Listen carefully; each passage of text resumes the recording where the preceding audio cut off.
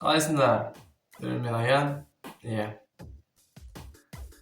Оралдым енді.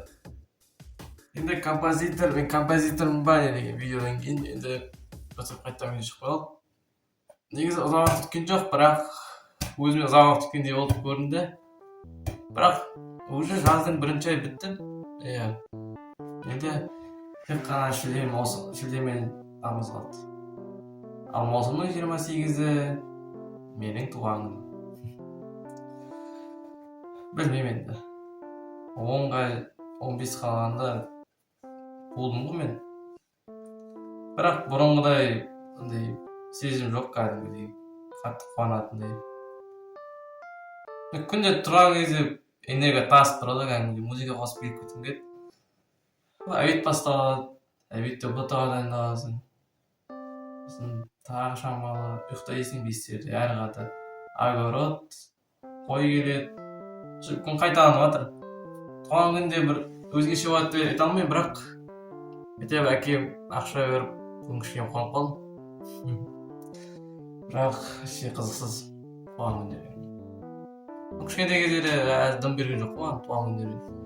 Максимально алатын затым 5 мың, сосын доп бар. Мүмкін бір допты алмайтын шығар, ашуды алмайтын шығар. 13 жасымда үйге келін әкелді, 14-те бірінші немере күтіп жүрді үйде. Әрі қарата бала. Бүкіл бірінші бала, екінші бала разда туылғасын. Білмеймін, туған күнді ұмытып кеттім ғой, болатын болмайтын.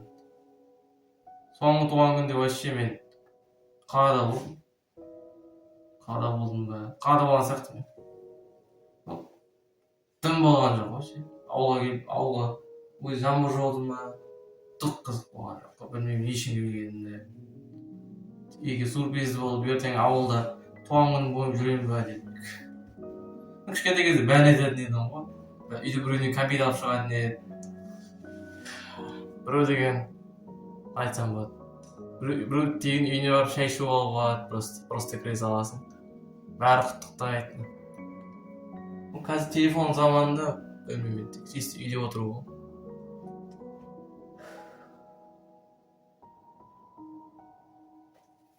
Туған күндерінде заман өтті ғой. Осыны айтып қойған тек.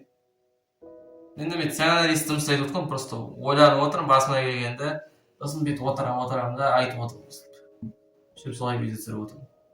Енді туған күнде кездесеміз, туған күнде видео тұрып қалармын түсірсем. Сіздер мен Аян KZ, давай сау болыңдар.